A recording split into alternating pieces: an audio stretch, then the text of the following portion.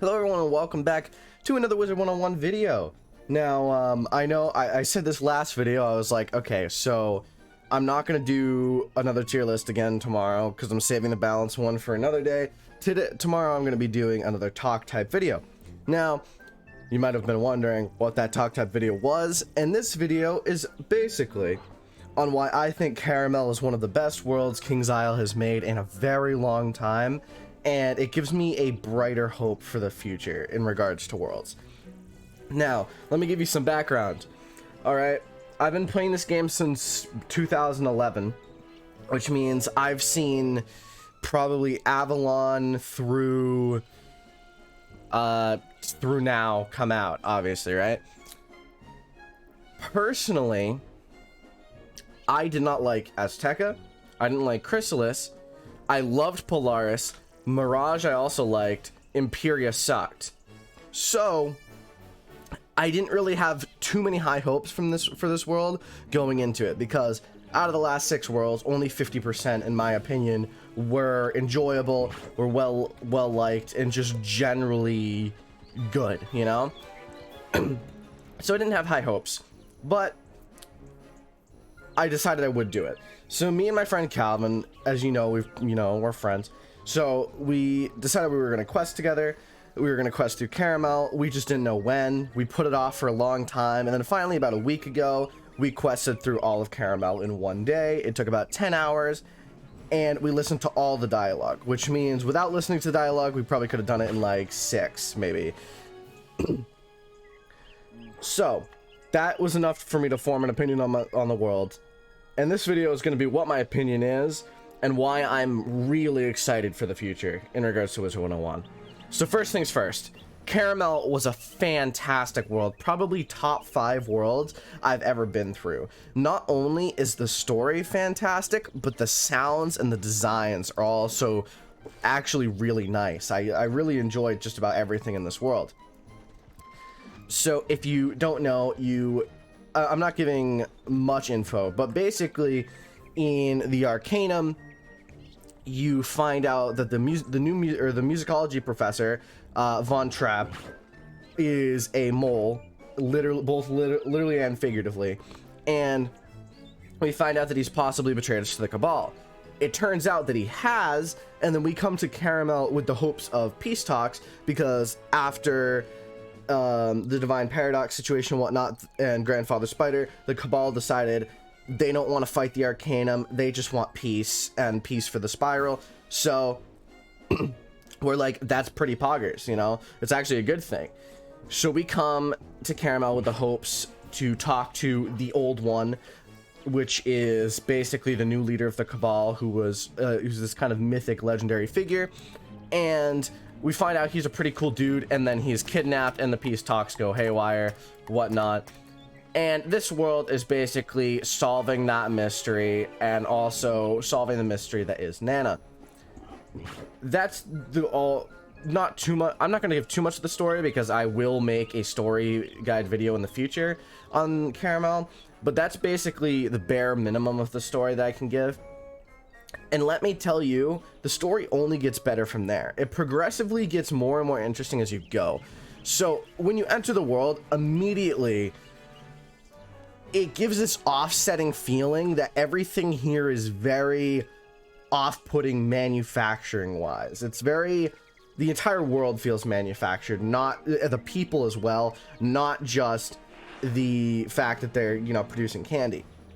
You meet Nana and the Burgomaster over here, and they're both incredibly creepy. Nana especially is very creepy. It's not just one Nana, there's a line of Nanas and then a Grand Nana, and they're obviously very focused on business, absolutely terrifying. And as we go through the world, we find out that she's doing some pretty shady shit for her business. And that's where I'm going to start talking about probably my favorite part of this world, is the fact that it is a very good display of the absolute horrors that can rise from capitalism, free market capitalism, and uncontrolled capitalism. Now, I know this is a Wizard 101 video, so I don't know how many of you guys are interested in politics, or not politics, but economics. Free market capitalism looks good in theory until you realize that, you know, it's just the rich get richer, and it usually involves oppressing workers. And that's very much prevalent throughout this entire world, is Nana going crazy with power, trying to dominate the world through her economic strategy and doing it through nefarious means. We need to stop her. We not only do things like, you know, prevent them from distributing absolutely disgusting goods through factories, to committing eco-terrorism to prevent, you know, this world from being as disgusting as it is, which, you know, that's pretty cool. I really liked that part of the world. I think it's one of my favorite storylines in Wizard 101. It's actually my favorite storyline, now that I think about it, in all of Wizard 101.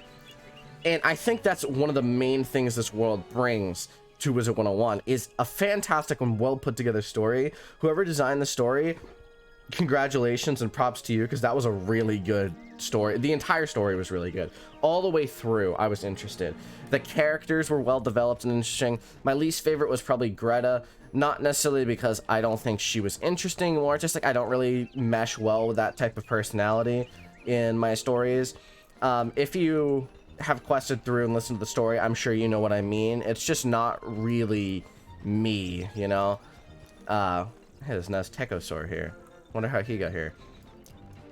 But either way, that was probably my favorite part. Another thing I would like to talk about is the system of spell writing through this spell. I thought that was a really interesting system, giving you the spell at the beginning of the world, and then having each quest give a spell element to upgrade it, and then eventually upgrading it, choosing between two paths. I thought that was a really good idea. I hope they keep doing that in the future, and I hope the spell has become more easily accessible, which they should now that King's Isle's been bought by MGI.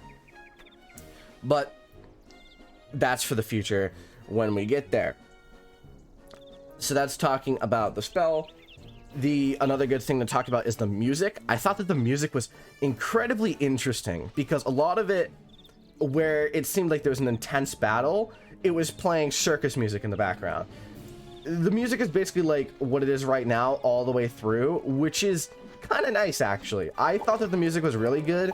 It kind of made light of the situation that this world isn't normal evil. It's like brainwashed, indoctrinated, all is happy, all is well kind of good, which I thought was really interesting. I thought probably this world is one of my favorites in regards to that. In regards to the characters, what's happening there, it's just all very interesting, and I hope that King's Isle keeps doing stuff like that in the future. That's the story, music, and spell done. Design was obviously really well done. Not only do I like the spells, but each of the NPCs was designed well. The world looks beautiful. I mean, just look at it. Like, it looks really nice. You can really see that King's Isle has been working on their graphics, and I hope that with new funding and stuff, that only improves in the future. I mean, just look at this. I wouldn't be surprised if with MGI and their plans, we get a new engine in the future for Wizard 101, which is what it needs by far, is a new engine. Once that's a new engine, trust me, it's going to run a million times better. You might think, oh no, new engine, like my computer might not be able to handle it anymore, but that's completely wrong. The engine isn't about how the game is run, as in graphics wise. Part of it is. The engine is how efficiently the game is run. And King's Isle in Wizard 101 is running off of a very old engine at this point. And trust me when I say that engine does not hold up, and that's why the commons are laggy as shit nowadays. But sorry, I'm gonna move on. That's me ranting about another thing. Probably the last thing I want to talk about in Karamelle. What was I gonna say? Shit. Let me pause for a second. Okay, yeah. The last thing I want to say is the gear. That's probably one of my favorite parts about Karamelle, and it's something I hope they do in the future. If you don't know, the Karamelle gear is a direct comparison to the Dragoon gear. Now, what's interesting about this is the first world in almost ever that's had the gear the best gear be part of the world and not a side dungeon. So for example, Waterworks, side dungeon. Darkmoor, side dungeon. Catacombs Dragoon gear, side dungeons. Karamelle gear is gotten directly from Karamelle, which I think is probably one of my favorite parts about it. I mean, if you look at this hat, look at it compared to the Vanguard's hat, obviously there's some ups and downs to using it, and this isn't even the most upgraded part of the gear. I think the most upgraded one gives a little bit different stats, but you can see it gives, you know, more damage, more power pip, and like different interesting parts of it. And I think it's, you know, one of the better gears in the game. It doesn't have a gear set, but it definitely is comparable to the Dragoon gear, which is interesting. Obviously the Dragoon gear has a set bonus, which kind of changes things, but either way, it's still really interesting. And I also like the design of it. The design even just kind of works with my character. The hat, I like it. It might not be permanent, but I definitely do like it. I think that that's an interesting step, and hopefully will continue in the future, is at least some gear sets being available in the world that are a mild upgrade from what we have.